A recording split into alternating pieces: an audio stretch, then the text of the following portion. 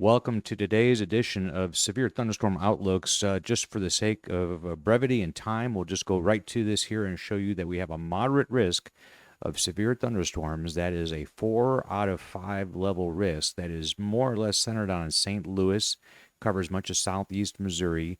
The enhanced risk, which we've seen a lot of this year so far, covers from central Illinois all the way down to Little Rock, and then, of course, lesser risks surrounding that. There are already active thunderstorms going on up here with some tornado warnings, and that's just the beginning, first salvo of what's expected today. I'm zooming in on this, so a little more clarity here on exactly where we're talking about. So St. Louis is more or less the epicenter of the general severe thunderstorm risk. So remember, this is a forecast that goes for 24 hours, but most of this is going to occur between now and, let's say, 9 o'clock tonight. This includes severe thunderstorm gusts, large hail, and of course tornadoes, and we'll cover tornadoes in the next slide. But so St. Louis, almost up to Springfield, Illinois, back into parts of the Ozarks. So Rolla is in this area. West Plains is almost in this area. Salem is in this area.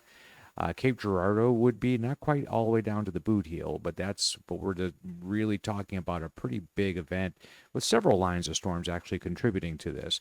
The tornado risk is high, 15%, nothing to ignore for sure.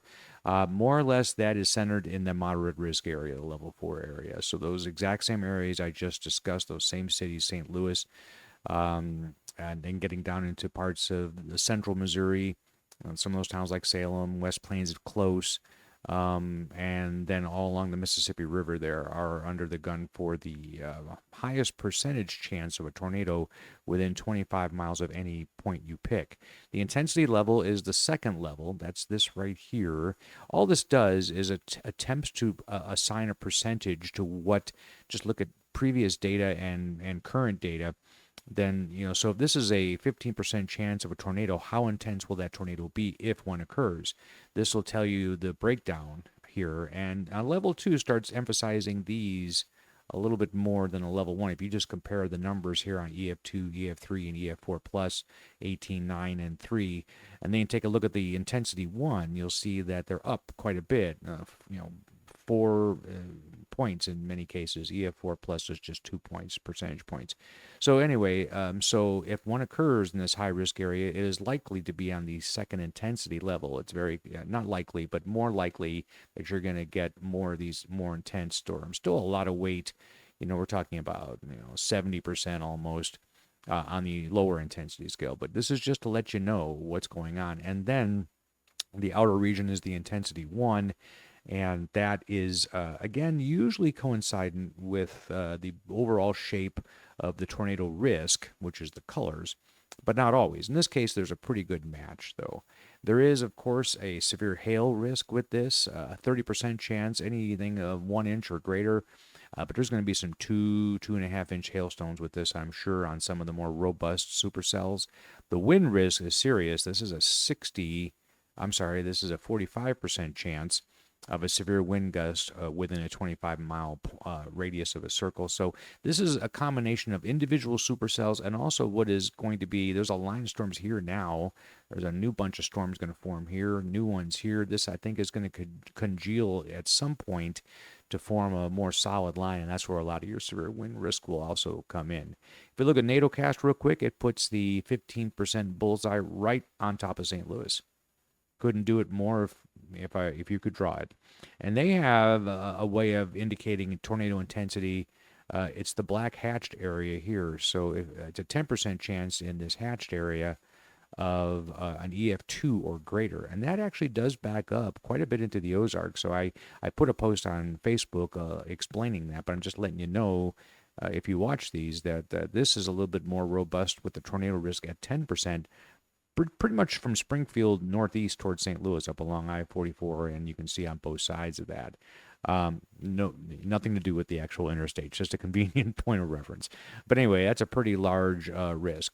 And if we look at CSU's model here, it puts the tornado risk a lot higher from central Illinois down to western Tennessee, with the hail risk showing up a lot higher here than the SPC has indicated, 45% chance. And the wind risk not as high, so maybe a balance between the two is something appropriate. I'm not sure. But anyway, I think you get the gist that if you're anywhere, let's say within 150 miles centered on St. Louis, and especially leaning a little east of that, you're going to get some severe weather today, and maybe not just one round.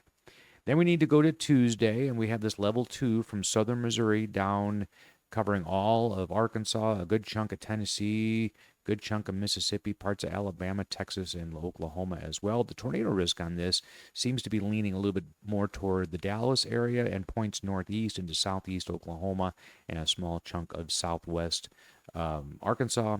And then they put the tornado risk maximized there in south central Arkansas with a little bit of higher risk of hail and high winds. The winds, again, the interpretation of that is almost always a line forms to get that going. But, you know, this is a pretty good risk for southern Arkansas, too. And now this is the supercell. We'll take a look at these last three here.